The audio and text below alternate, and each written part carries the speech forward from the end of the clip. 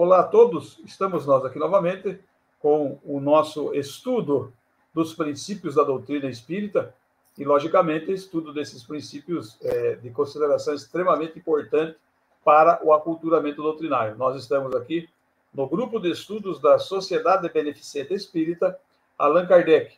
É com muita alegria que nós já estamos hoje para fazer o 16º princípio, e a importância de tudo isso é que todos que têm comentado conosco têm feito comentários que não se ativeram a determinadas palavras, a determinadas terminologias utilizadas por Kardec, que agora prestam mais atenção e as coisas parecem estar, digamos assim, fluindo mais naturalmente, porém com muito mais aprofundamento. Eu, Wagner, venho aqui apresentar os meus dois companheiros aqui, Gustavo e Juliano, que vocês possam cumprimentar os nossos companheiros de estudo aí. Boa noite, meus companheiros. Olá, pessoal, tudo bem? É muita alegria estar aqui com vocês para mais um vídeo. E vamos lá, né, conversar sobre mais um princípio, nosso 16º princípio. Estamos quase na metade aí dessa caminhada. Oi, pessoal, tudo bem com vocês também? Wagner, Gustavo. Estamos aí na nossa trilha dos princípios, né? E hoje a gente traz mais um tema bastante interessante aí para a gente discutir. Interessante quando o Gustavo diz aí, quase na metade, parece que foi bastante, hein? Mas não foi muito, não. Né? Tem muito trabalho, muito estudo. Vamos lá, Gustavo, para a gente discutir o 16º princípio hoje, então. Quer fazer a prece, Wagner? Vamos fazer prece, foi bem lembrado, hein? É bom, né? Aproveitando a oportunidade, eu quero avisar os nossos companheiros que nos assistem, que estudam juntamente conosco, que nós fazemos isso online, cada um na sua casa, e por isso nós vamos ter deslizes, desajustes, porque nós não somos profissionais da área, então às vezes a gente vai esquecendo. Então eu convido a todos para que elevemos o nosso pensamento a Deus e ao Mestre Jesus, lembrando que a lei de adoração, que está no Livro dos Espíritos, ela nos ensina que todas as vezes que fazemos preces, nos aproximamos da divindade, e isso é um gesto, uma atitude de adoração. Por isso, agradecemos a Deus pela bendita oportunidade concedida a todos nós, de estudo, de trabalho e contextualização, que possamos, através desses estudos, aquinhoar maiores e melhores conhecimentos a respeito da doutrina que professamos e, acima de tudo, a nossa interação para com as leis de Deus, as leis naturais. E, nesse processo, entendermos-nos cada vez melhor e mais como irmãos uns dos outros, filhos de Ti, Deus Pai Todo-Poderoso. Que assim seja. O nosso 16º princípio vem falando, então. Devendo o espírito passar por muitas encarnações, conclui-se que devemos ter tido múltiplas existências e teremos ainda outras, mais ou menos aperfeiçoadas, seja na Terra ou em outros mundos. Isso deixa claro o ensino dos espíritos, que a gente não precisa ter pressa, a gente nunca vai estar abandonado, nós vamos ter muitas e muitas oportunidades, como já tivemos outras. E essa questão, quando ele vem dizer que nós temos muitas encarnações, e ele vem falar dessas múltiplas existências, cada uma delas a gente dá uma lapidada, como nós vimos aí já anteriormente, a gente dá uma lapidada, dá uma melhorada aqui. Eu gosto muito quando o Juliano fala no estado de encarnado e no estado de erraticidade. Lá na erraticidade, então, nós vemos os erros, os acertos que cometemos, e quando encarnamos ou reencarnamos novamente, nós vamos tentar acertar cada vez mais. Mas, para isso, os nossos companheiros vão dissertar bastante sobre isso. Eu vou passar para o Gustavo falar exatamente sobre a definição desse princípio que nós estamos estudando nesse momento. Então, pessoal, a gente já conversou um pouquinho sobre isso nos outros vídeos, mas é interessante a gente reforçar, né, essa diferença entre encarnação e reencarnação, né? Então, a encarnação, como o Wagner falou, o Juliano fala bem sobre isso, ela é um estado. Então, nós estamos no estado encarnado. E esse estado encarnado é o estado onde eu espírito, estou envolto de um corpo, uma matéria orgânica, para passar pelas minhas experiências, pelas minhas oportunidades, e aqui, no caso da Terra, para passar pelas provas e expiações. Então, esse é um estado do espírito encarnado, quando ele está revestido dessa matéria orgânica e está nessa condição aqui no planeta Terra. A reencarnação já é o processo de encarnação. Então, é o processo de você espírito, deixar de ser o estado do espírito errante, na erraticidade, e começar o processo de reencarnação.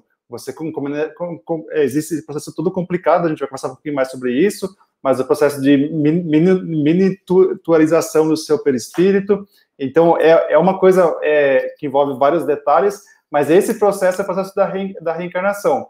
E o legal desse princípio que a gente está discutindo hoje é que ele fala que essa encarnação ela pode ser na Terra ou em outros mundos, né? Então, se vocês lembrarem lá as passagens de Jesus, tem uma que ele fala que há muitas moradas na casa de meu pai. Então, a doutrina espírita ela explica para a gente que, na verdade, existem vários mundos no nosso universo. Então, nós podemos reencarnar em vários mundos. A Terra é só um dos mundos disponíveis para nós reencarnarmos. Então, para cada planeta, cada mundo, ele é compatível, por assim dizer, com espíritos numa determinada evolução. Então, numa faixa daqui até aqui, mais ou menos. Então, espíritos que estão muito primitivos não vão reencarnar aqui na Terra, mas também que estão muito evoluindo também não vão encarnar aqui na Terra. Então, essa faixa de evolução, por assim dizer, que permite com que espíritos que estão dentro dessa faixa reencarnem aqui na Terra. Mas existem vários outros mundos no nosso universo que têm essa mesma faixa igual a da Terra. Então, nós, na nossa condição atual agora, nós podemos sim reencarnar em outros mundos. Assim como outros espíritos que reencarnaram em outros mundos podem ter sua primeira encarnação aqui na Terra.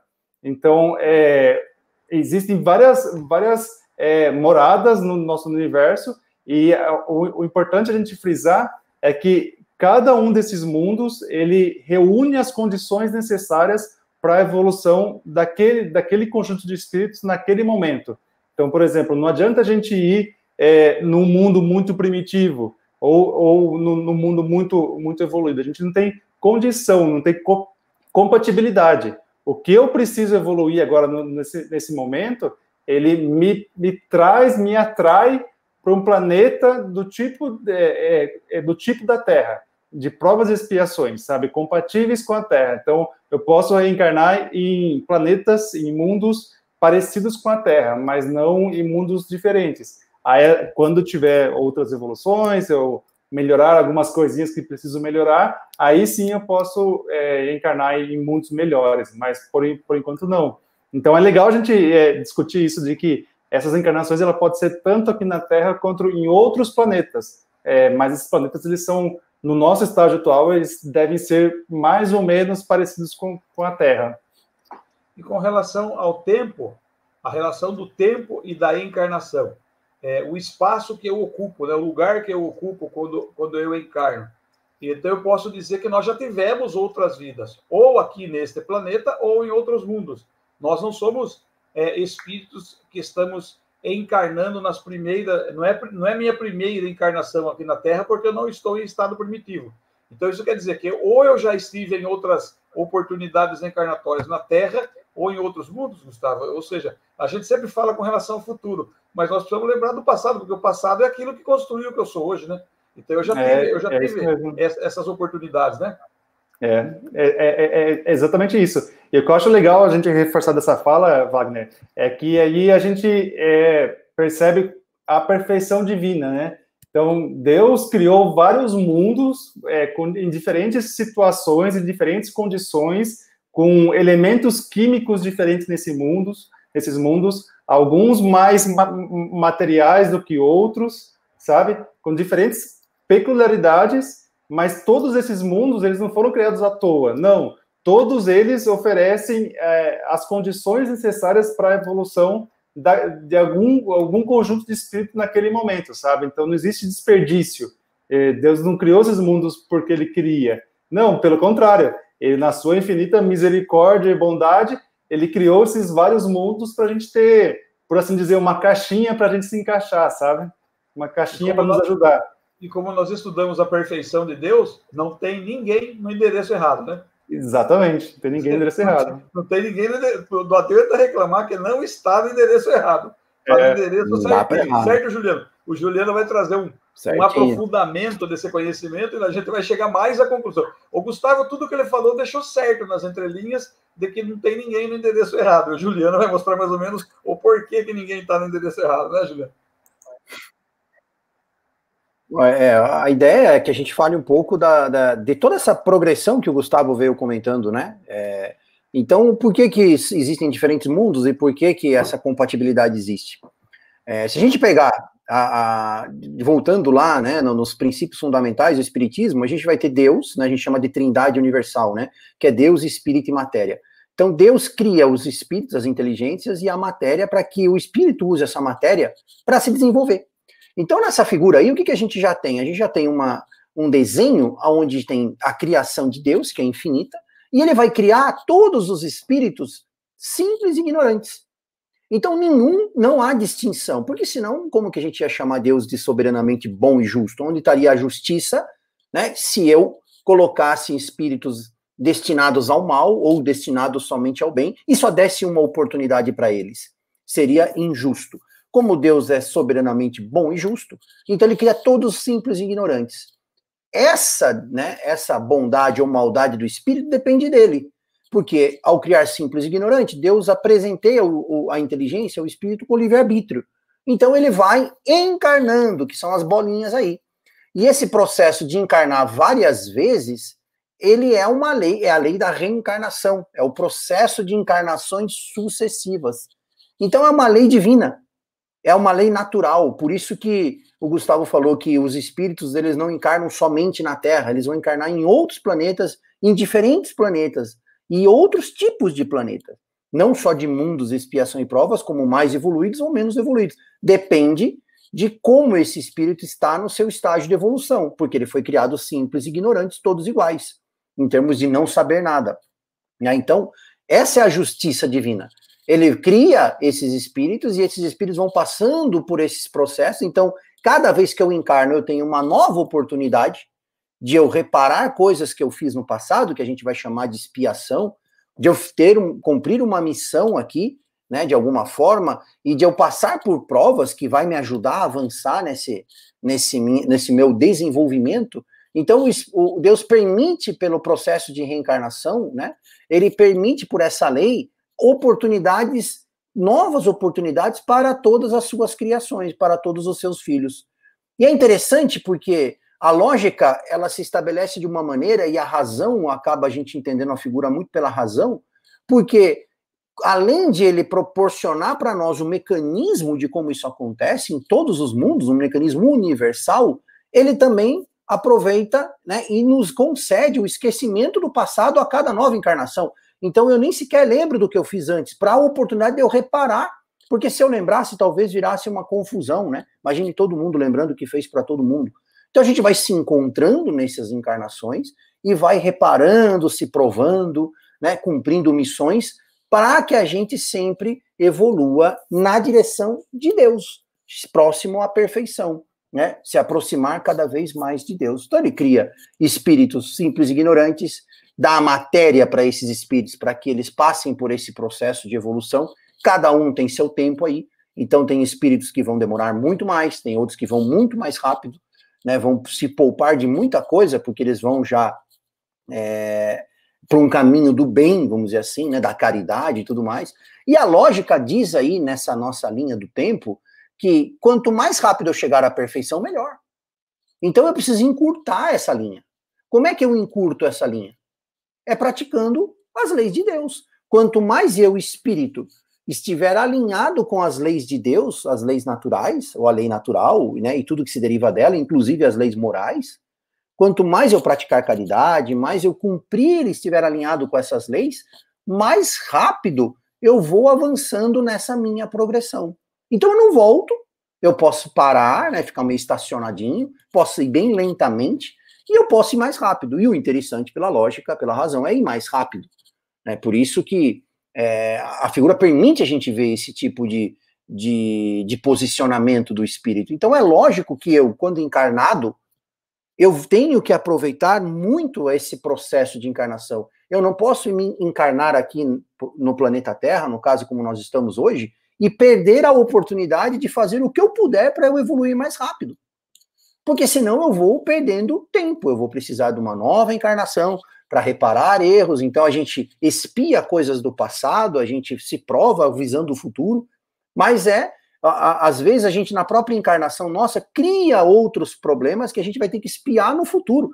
Então, quanto mais lógico eu for, né, de praticar a lei de Deus no sentido mais sublime dentro da minha encarnação, mais rápido eu avanço. E aí esse período que o Wagner comentou, né, quando a gente está entre um estado de encarnado e outro, quando eu não estou encarnado, estou num estado, né, de desencarnado, eu sou um espírito errante, porque eu estou na erraticidade, que é esse intervalo, é esse estado que eu estou entre uma encarnação e outra encarnação. Isso também se aplica a todos os espíritos, toda a escala espírita, com exceção do espírito puro, porque aquele espírito que já chegou lá na setinha final da perfeição, que já se aproximou de Deus, esse já venceu tudo isso. Ele não precisa mais nem encarnar, tampouco sucessivamente. Né? Então, né, a figura ajuda a gente a entender um pouquinho mais profundamente esses aspectos todos. Tanto para você, Juliana, como na sua compreensão também, Gustavo, a gente sempre fala e ouve os espíritos até dizerem que nós vamos trilhando a caminhada evolutiva ante a lei reencarnacionista, com sucessivas oportunidades, até retornarmos para o seio de Deus, nosso Pai.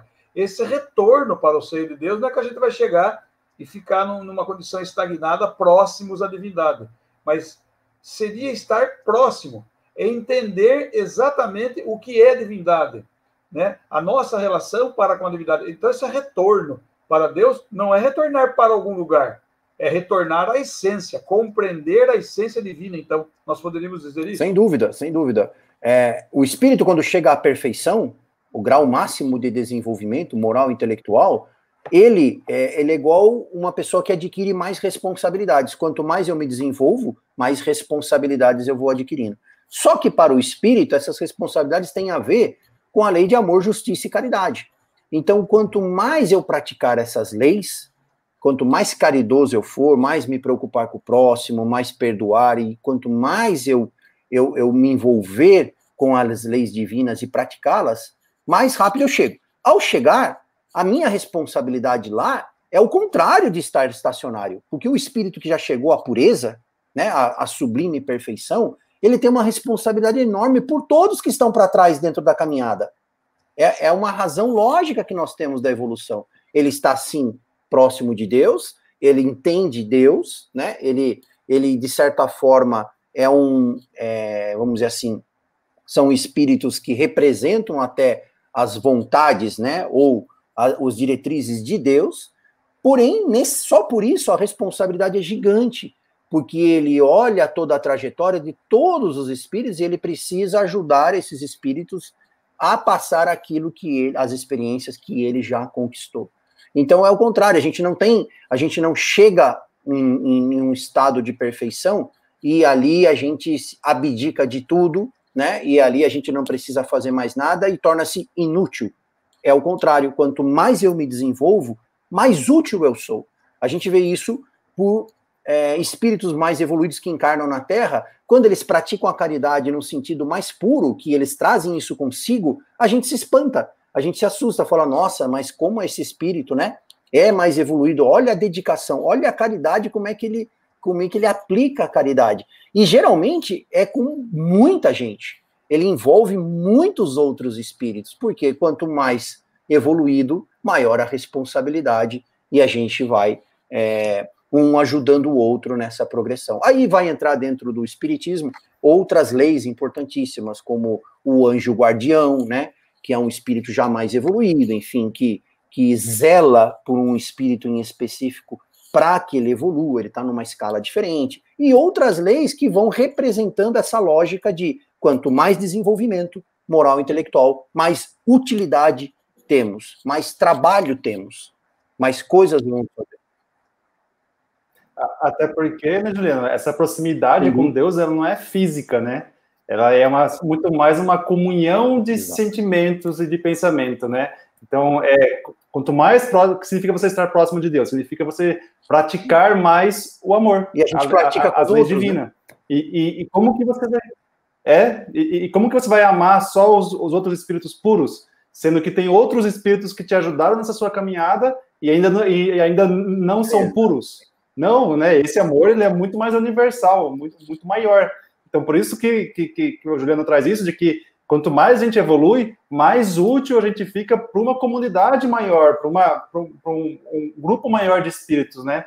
É mais ou menos a gente pensar assim, em relação aos instrumentos musicais, por exemplo. Você pegar uma lata, você não consegue tirar umas notas muito bem afinadas. Agora, se você pegar um violino super bem afinadinho, de boa qualidade, com uma corda boa e tal, você consegue tirar umas notas muito melhores, muito mais nítidas. Então, o espírito mais evoluído, ele é esse violino, que ele tem muito mais potencial para ajudar os outros espíritos, né? Do que a lata.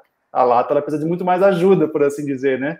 Exatamente. É interessante isso que vocês falam, porque quando nós começamos a estudar as leis morais no Livro dos Espíritos, que está no livro 3º do Livro dos Espíritos, a primeira lei, nós vamos estudar a adoração antes do trabalho. Então, a adoração, o que é? Eu fazer prece para Deus, para que eu me aproxime mais da divindade.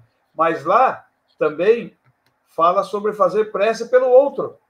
E a prece pelo outro é nada mais, nada menos do que uma adoração, utilizando-se então da caridade. E aquilo que o Juliano fala, que o espírito puro, o espírito mais evoluído, ele faz muita coisa, é porque o espírito, quanto mais evolui, mais ativo ele está, mais ativo ele é. E essa atividade, logicamente, quanto mais ele evolui, vai se sendo reforçada pela tese, pelo ensinamento do Espiritismo, que diz que fora da caridade não há salvação, mas não é a salvação de um lugar ruim, é a nossa própria salvação, a nossa própria maneira de viver corretamente no planeta Terra. Tanto aqui que, depois a gente vai vendo aqui que a reencarnação, então, a encarnação e a reencarnação é lei divina, é uma lei natural. Haveremos de cumpri-la, desejemos nós ou não, mas que nós devemos, então, agradecer a cada dia, a cada instante, porque a justiça para conosco, ela está diretamente gravada na lei reencarnacionista. Nós vamos ter quantas oportunidades necessitarmos, mas o Juliano falou bem, é especial que eu me esforce para acelerar o processo. Daí vou me lembrar da frase de Jesus, sede logo perfeitos, como o vosso Pai Celestial é perfeito. A gente sabe que para nós aqui está muito difícil, mas nós estamos nos esforçando através da adoração, da caridade e trabalhando em função de nós mesmos e em função do próximo. E daí vem essa condição de que os espíritos puros, eles não precisam encarnar-se mais. Ele não precisa se associar à matéria, porque a matéria já não exerce mais domínio sobre ele. Muito pelo contrário. Os espíritos puros exercem domínio sobre a matéria e manipulam a matéria como co-criadores. Eles colaboram no processo da criação de Deus como co-criadores. Então, Deus dá a matéria-prima e os espíritos puros manipulam, porque já são capazes de fazer essa manipulação sem interesse. Aí nós vamos descobrir, mesmo que eu faça nas encarnações sucessivas que eu tenho, a caridade com algum tipo de interesse, eu devo continuar fazendo.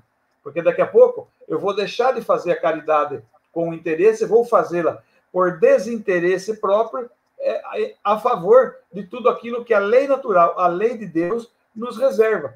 E daí nós vamos entender aquela frase que o espírita deve conhecer de cor, que a misericórdia de Deus é maior do que a justiça divina. Quanta misericórdia tem em nós para estarmos com os corpos perfeitos, com a inteligência, como está hoje em cada um de nós aqui, mas cada um, mesmo aquele que está numa condição que parece que não está numa condição de sofrimento, de muita aflição, ainda assim existe a misericórdia de Deus lá. E só o Espiritismo ensina exatamente o porquê, graças à lei da reencarnação, graças às oportunidades que nós temos.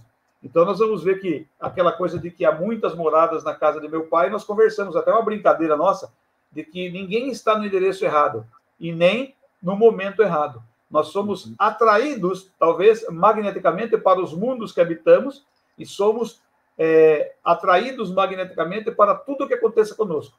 Vale ressaltar que o nosso livre-arbítrio é capaz de discernir quando e como eu quero evoluir. Tomara que a gente queira logo e com muito talento, muita alegria. Porque evoluir sem alegria não vale a pena. o Espiritismo, acho que ele é positivo, ele é alegre, porque quando mostra as possibilidades reencarnatórias, então eu tenho que ser muito mais otimista, eu tenho que ter muito mais amor à divindade, porque quanta bendita oportunidade ele já nos concedeu, não é verdade?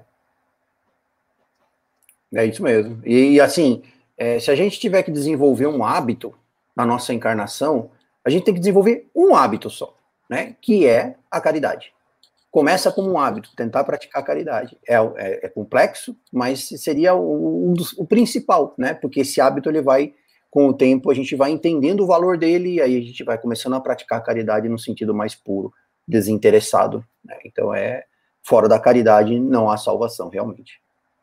Gustavo, acho que nós estamos chegando perto do encerramento, que você possa fazer seus comentários finais aí, falar do YouTube, do sininho, que o pessoal participe com a gente aí. Né? Pode bater o sino, que não acorda a gente não, né? Só o comentário que eu queria fazer, Wagner, antes dessa parte aí, é que tem muitas pessoas que não acreditam na reencarnação ainda, né? A gente mesmo tem amigos nossos aí que não acreditam na reencarnação porque acha que não tem evidências, né? Não tem provas da reencarnação, né? E interessante a gente pensar no contrário. Se não existisse a reencarnação, Deus não seria justo, né, por assim dizer.